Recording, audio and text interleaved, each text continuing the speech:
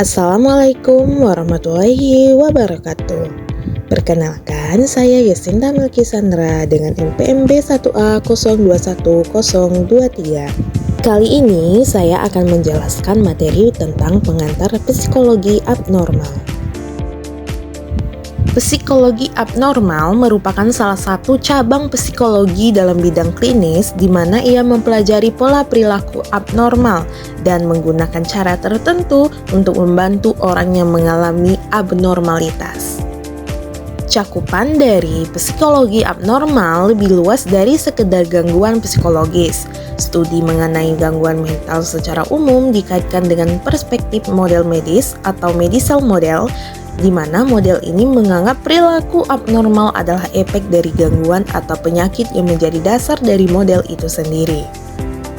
Psikologi abnormal pun memiliki beragam istilah yang spesifik. Beberapa istilah yang sering digunakan dalam menyebut perilaku abnormal dalam psikologi abnormal adalah mental disorder, perilaku maladaptif, emotional discomfort, mental illness, psikopatologi, dan gangguan mental. Selain itu, ada pun pengertian psikologi abnormal menurut para ahli. Yang pertama, menurut Singgi Dirga Gunarsa, psikologi abnormal atau disebut juga psikopatologi merupakan bidang psikologi yang kaitannya dengan hambatan atau kelainan kepribadian, di mana ini menyangkut isi dan proses kejiwaan. Yang kedua, menurut Kartini Kartono, di mana psikologi abnormal merupakan cabang ilmu psikologi yang menyelidiki bentuk abnormalitas jiwa dan gangguan mental. Selanjutnya, kita akan membahas mengenai pendekatan psikologi abnormal.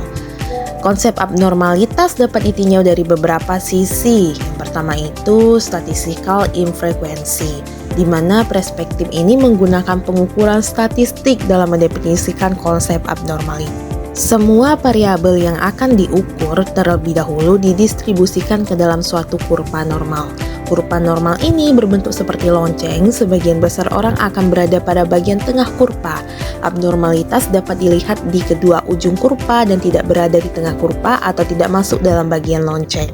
Abnormalitas menurut konsepsi statistik biasanya digunakan dalam bidang psikologi atau bidang medis. Sebagai contoh dalam pengukuran inteligensi, keterampilan membaca, tekanan darah, berat badan, dan sebagainya. Meski masuk dalam konsep abnormal, namun jarang digunakan istilah abnormal dalam bidang ini. Orang dengan IQ yang berada di sebelah kanan dan termasuk abnormalitas, misalnya IQ 150 disebut jenius, bukan abnormal. Perlu adanya informasi lain yang mendukung apakah suatu perilaku termasuk normal atau tidak normal. Yang kedua, unexpectedness, yaitu perilaku abnormal. Dengan pendekatan ini didefinisikan sebagai suatu refleks atau bentuk dari respon yang tidak diharapkan akan terjadi. Respon seperti cemas dengan tiba-tiba saat berada dalam tengah suasana di mana keluarga berbahagia, atau respon kekhawatiran akan ekonomi keluarga sementara keadaan ekonomi keluarga tengah sangat baik. Respon-respon ini tidak diharapkan terjadi masuk dalam perilaku abnormal. Yang ketiga adalah personal distress. Perilaku akan dianggap sebagai abnormal jika perilaku menimbulkan penderitaan bagi individu atau perilaku tersebut menyengsarakan individu. Tidak semua disorder atau gangguan akan menyebabkan distres. Sebagai contoh adalah psikopat yang melukai orang lain tanpa merasa bersalah dan tidak ada kecemasan dalam melakukan tindakan melukai tersebut. Dalam konsep ini, tidak semua kesakitan dan penderitaan dikatakan abnormal, seperti sakit karena suntikan. Kriteria dalam konsep ini dikatakan subjektif karena sulit untuk menentukan standar tingkat distres yang dapat diperlakukan secara umum. Selanjutnya yang keempat yaitu politician of norms. Konsep ini mendefinisikan perilaku abnormal dengan mengkaitkannya dengan konteks sosial di lingkungan perilaku tersebut.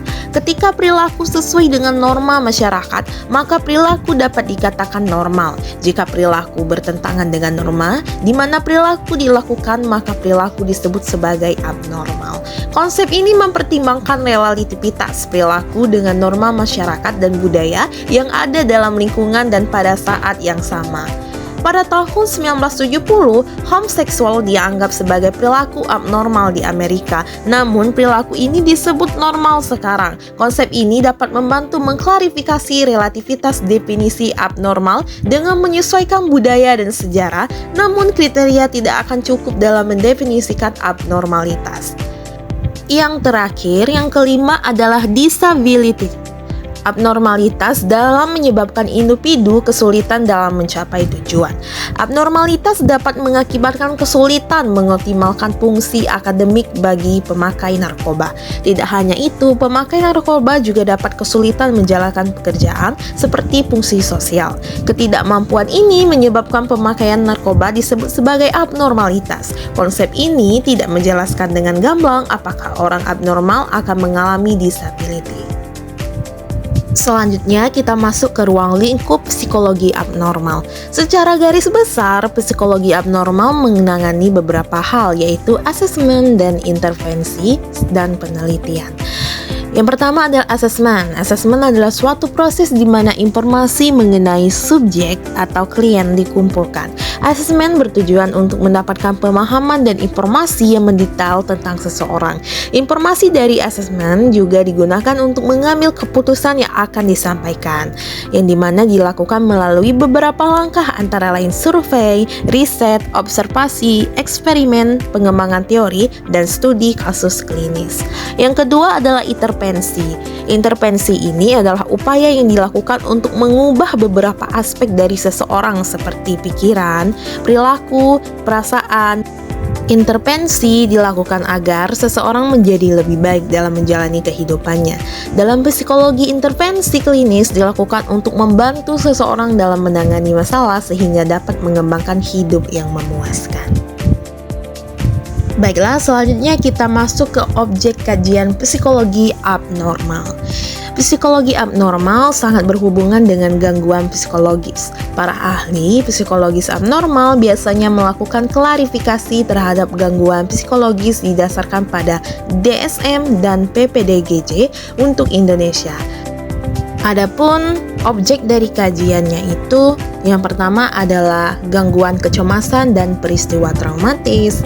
Yang kedua, gangguan suasana perasaan. Yang ketiga, gangguan kepribadian. Yang keempat, gangguan perkembangan anak. Yang kelima, penyalahgunaan zat.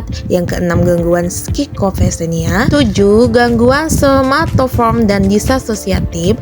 Dan yang terakhir adalah gangguan perilaku makan dan tidur. Selanjutnya adalah metode dalam psikologi abnormal. Psikologi abnormal menerapkan beberapa metode ilmiah dalam menjalankan penelitian. Metode-metode ini digunakan dan dilakukan agar hasil dari penelitian dapat mendekati kebenaran. Ada beberapa metode. Yang pertama adalah metode observasi naturalistik, yaitu metode yang digunakan untuk mengamati perilaku di tempat di mana perilaku terjadi dan secara natural. Penelitian ini mengamati perilaku subjek secara alami dan tanpa ada situasi yang dibuat-buat. Kedua adalah metode eksperimental. Metode eksperimental memungkinkan peneliti untuk menyelidiki hubungan kausal. Peneliti dapat memanipulasi situasi atau hal tertentu yang menjadi faktor kausal, kemudian melihat hasil dan mengukurnya dalam kondisi yang terkontrol. Faktor-faktor dalam penelitian dapat dilihat dengan meminimalkan risiko dari faktor lainnya. Lalu ada metode korelasional yang digunakan dengan melakukan pengukuran statistik antara dua atau lebih variabel. Lalu metode epidemiologik, yaitu metode yang memungkinkan peneliti untuk menganalisis perilaku dari berbagai kelompok, populasi, atau berbagai setting. Yang terakhir adalah metode studi kasus. Studi kasus banyak digunakan dalam penelitian psikologi abnormal. Metode studi kasus bahkan dapat mempengaruhi perkembangan teori serta cara menangani perilaku yang abnormal. Selanjutnya adalah manfaat psikologi abnormal. Jadi ada beberapa manfaat dari psikologi abnormal. Yang pertama, mempelajari psikologi abnormal. Dalam mempelajari psikologi abnormal, maka individu akan mendapatkan pemahaman dan pengetahuan mengenai jenis, gejala, pencegahan, penyebab, dan penanganan dari perilaku abnormal. Yang kedua, di bidang konseling dan psikiatri. Dalam bidang ini dimanfaatkan yaitu untuk membantu memahami subjek atau klien. Yang ketiga adalah bagi konselor. Bagi konselor, pemahaman mengenai psikologi abnormal dapat membantu dalam melakukan penanganan dan pencegahan gangguan psikologis pada peserta didik. Yang keempat adalah individu.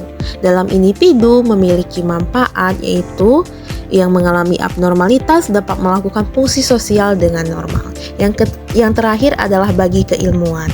Bagi keilmuan, psikologi abnormal juga memiliki manfaat, antara lain mengembangkan metode intervensi, penelitian, serta berbagai alat bantu untuk memudahkan intervensi klinis pada subjek yang teridentifikasi mengalami abnormalitas. Baiklah teman-teman, itu saja penjelasan mengenai materi pengantar psikologi abnormal. Semoga bermanfaat untuk kita semuanya. See you di next materi selanjutnya.